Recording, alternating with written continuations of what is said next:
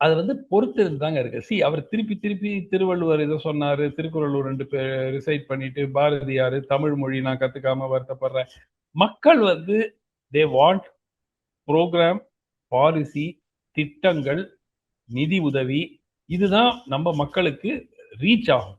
நீங்க சும்மா வந்து காசியில நான் தமிழ் சங்கம் நடத்துறேன், பாருங்க எனக்கு எவ்வளவு உயிர் தமிழ், இதெல்லாம் வந்து இந்த டயலாக் வந்து சுத்தமா வந்து யாருமே வந்து பெருசா அதை கண்டுக்க கூட போறது இல்லை. ஸோ பிஜேபி அவர்களுடைய அணுகுமுறையை மாற்றிக்கொள்ளது. இந்த அரசு மீது திமுக அரசு மீது வைக்கக்கூடிய குற்றச்சாட்டுகள் பல இருக்கின்றன.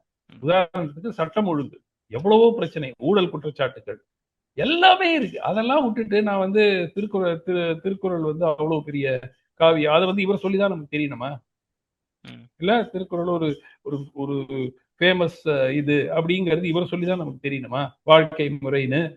இல்ல பாரதியார் வந்து ரொம்ப ஃபேமஸ் அப்படின்னு இவர் சொல்லிதான் நமக்கு தெரியணுமா?